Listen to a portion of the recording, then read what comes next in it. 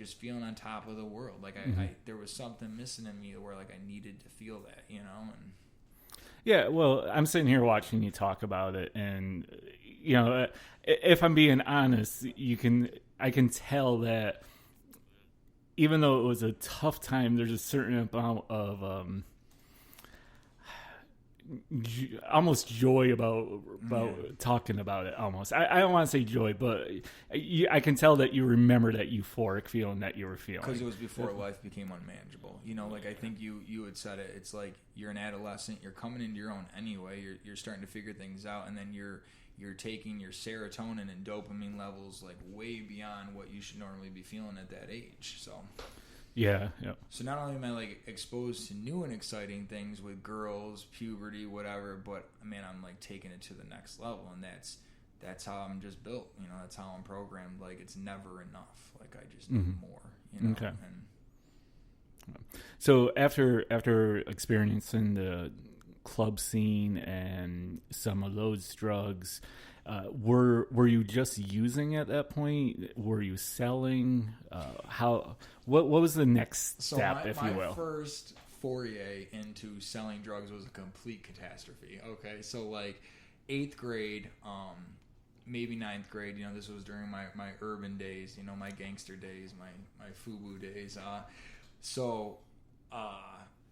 You know, I link up with a couple kids from the basketball team, and we're all young and dumb, right? So, like, we find the most, like, gangster kid out of all of us, which there's none, right? But, like, you know, he's got connections to people in the cities and stuff, you know? And, again, mind you, we're, like, in 8th, 9th grade. So, like, we all pool, like, whatever money we have together, because we're not working at that point. You know, I don't know where allowance money or whatever, and we buy, I don't know if it was, I don't remember the amount, but, like, so we buy like this big bag of weed, and I remember like us having to like schedule the times when to bag it up and stuff, and it's absolute crap, dude. It's like filled with stems and seeds.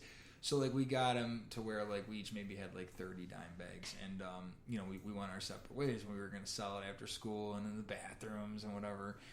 And I remember like getting home with it underneath my shirt, and like I didn't make it 2 feet into my bedroom, and like back then there's like a no locked door policy, you know. Mm-hmm. So mom comes in to get the laundry or something, and boom, it just falls right out. Like, and like I think she was shocked too, because she turned around and closed the door, and then within seconds was back in there. She's like, "Give me that now," you know. So like. Oh, it was a catastrophe. And so, like, I remember having to recover that money, because even back then, they're like, we want our money. You know what I mean? Like, my friends did what they could, but, like, they came out of the city and rolled up on my house. We're like, where's our money, you know? And so, like, having to come up with that. But I think it was a couple of years. I don't think I got back into selling until, like, senior year, where, like, we were moving some of the pills, you know? Like, not anything big. I mean, we were just selling to help friends out and stuff like that, or maybe buying 20 pills and getting 3 or 4 free out of it, you know, so we could have fun that night. But, you know, I wasn't attached to it at that point. It was more like I just was having fun and starting to come into my own, and it was new and exciting. And I mean, I don't know. I think that need to feel valid, like it's still something I work on today. Like, you know, being that guy that everyone called, like, hey, are we going to Gotham City tonight? Are we going down to Marcello's? Are you going to get us into VIP? You know, and then once we get into VIP, everyone knows you because of your cousin, and, like, you're hanging out. Like, and there was other people. Like, you know, we might have been 9th and 10th grade, but the seniors were also going. There was a whole, like, club movement that was going on at that time. So seeing seniors there, right? And then they're starting to give us some respect, and then seeing them at school and just kind of, like, having that unspoken bond. Like, yeah, I know what you were doing. I seen you, you know, and man, I felt important. So clearly there was something missing within me that I needed that, because, you know, I don't know. So, I mean, it was more than just the feeling of what the drugs were giving you then. It was that whole culture that you started to get obsessed with, it sounds like. Yes. Is that fair? Yes, right. I think that's fair. Yeah. So here we are. You're in 10th grade. You're going to be in the senior. At this point, you don't realize that this could be the start of problems for you. Is that correct? Yes. Actually, a funny part here that I do want to add is, of all the years I was in high school, my senior year is the only year that I made high honor roll, and that was probably the year that I you know, jerked off the most. That probably sounds bad. That was the year that I partied the most. Like, Gotcha. I probably did that as well too. But well, you were a senior in high school, so but we will not talk into that too much more because that was the year that I definitely partied the most. Like, I remember going into class, tripping off acid, like getting drunk and smoking a blunt daily before we went in. We had a ritual where we drove down.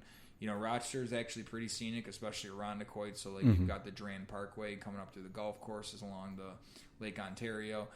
And, man, just going in blazed, And, like, I made honor roll. I don't know. I was always good at school, Like, I never really applied myself because I could just get by. Like, people today tell me when I'm at school, they're like, you can just get by without doing any work. Well, but if I applied myself, how much so here's an interesting story about that. They actually they've done some studies and such, and there's a certain percentage of people with high IQs that they will realize early on that they do not have to work hard to please the people around them and please the people that they are, and it does affect pretty much everything in how you operate life. Once you realize that you don't have to work hard to maintain those grades and such, you kind of get on that path. I suffer from that exact same thing. I remember a story.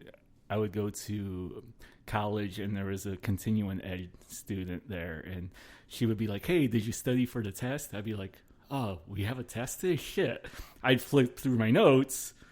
I'd get like a 94, she'd get a 97. She'd be like, "Hey, I beat you." I said, "Well, we both got an A, so does it really matter?" So I totally understand that, and I think that what you're saying is that mindset that some people have. Yes, the mindset, just minus the IQ. I don't know. That's what they say, and it sounds like from what you're saying, there's going to be really good at manipulating people and the gift of gab. I definitely have that. I don't know where the IQ comes in, but the gift of gab. All right, well, fine, you're a dumbass and whatever. But I can talk real well. But you talk real well, so we're okay with that. Okay. But anyways, back to your story. I just thought that was an interesting thing when you started saying that. I could relate to that for sure.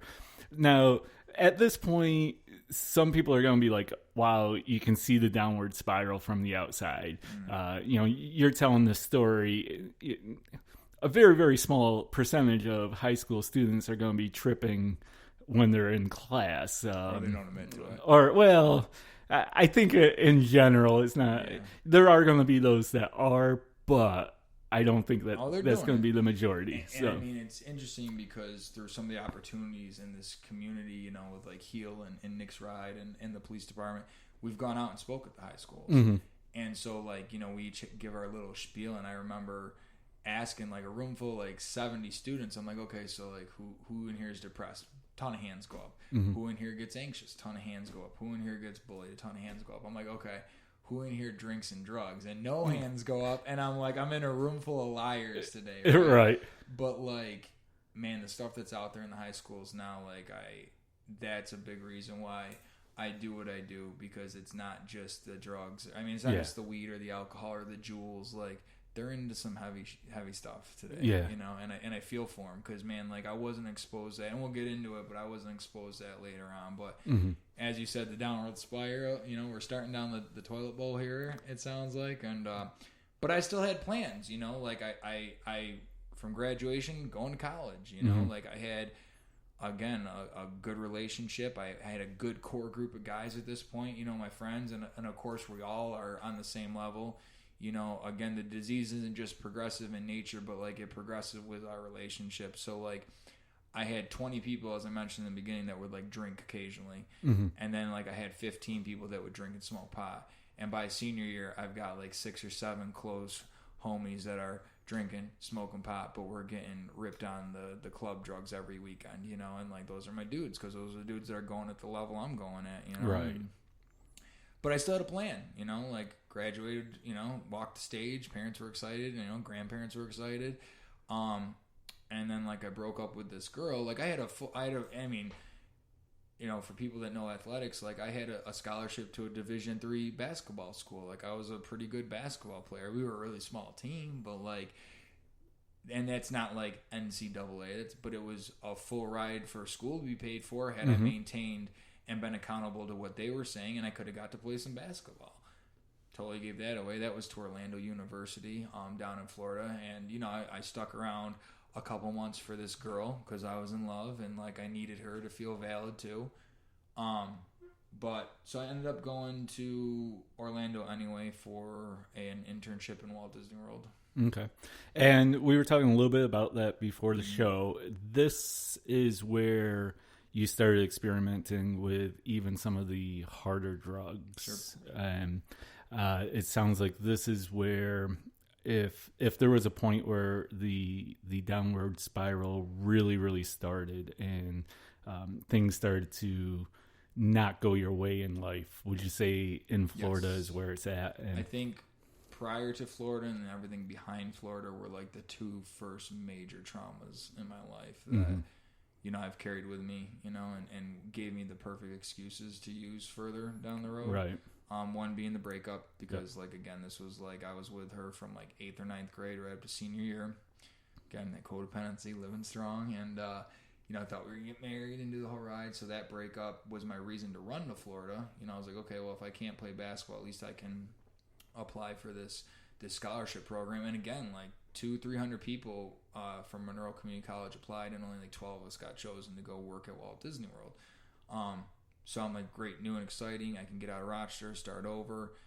And then I get to Florida, I think me and my buddy, one other like friend got accepted. So we drove down there, and like, it's awesome, man. They put you up in like these beautiful apartments. Like it's like Real World. I don't know if anyone's ever watched that show from MTV, but there's like 6 strangers living in a house, and it's an amazing house, like better than anything I'd been exposed to at that point.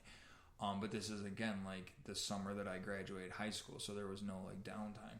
So I'm in Florida, and like within the first night or two, we're having these parties, and you got to remember there are young adults from all over the country. There's people from New Jersey, so the people that lived right above us from New Jersey, and like they get down in New Jersey apparently because they were like, "Yo, come upstairs and try this," and that's where I was introduced to cocaine, and I had no experience with that at that point. Again. It's not like I just went from like smoking cigarettes to cocaine. Like those club drugs were pretty intense too. But right, this was something like the club drugs were like a weekend specialty. Like I wasn't doing ecstasy during the week and going to work. You know what I mean? Mm-hmm. Coke was a little bit more manageable, where I could fit it into anything that I was doing. Okay, so that's one of the drugs that you started using like throughout the day, consistently. And like it got to the point where again, like. I enjoyed drinking to a certain extent, and the problem, and I think people get confused with an addict. I certainly was. I used to always say I'm not an alcoholic because I don't have to wake up every day and drink when I get out of bed in the morning. Like alcohol and drugs or whatever, if it makes my life unmanageable, there's a problem. So like I just want to be clear that like I never was a person that drank every day. But every time I drank, shit happened. Like, I had 3 DWIs before I was even 21. Mm-hmm. I would drink and black out. I would drink once a month sometimes, but I would black out. But, like, so alcohol was replaced by cocaine. Like, I no longer I just would drink to get started, and then Coke would finish out the rest of the night, Mm-hmm. Okay. And when you were in Florida, you were saying that you were close to your grandparents, mm-hmm. and there was a tragedy that happened for you. And it seems to me, with what you were saying about that deeply affected you. Yes.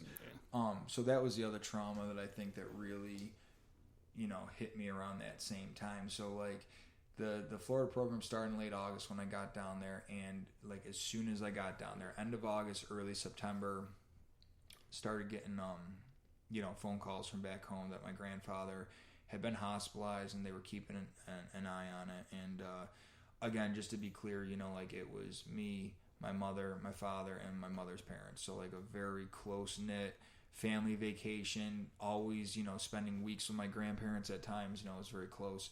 But we started getting reports that, he had been hospitalized. And my mom's like, I don't want you to worry. I want you to focus on school. Because, like, part of the internship was attending class down at the resort, but also working.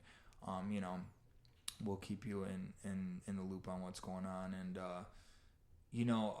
I don't know if I'd mentioned it now or when we were talking before, but I was always just closer with my mother and my grandmother. You know, they like, you know, they'd give me whatever I want. Yeah, yeah. You were saying you could pat those eyes and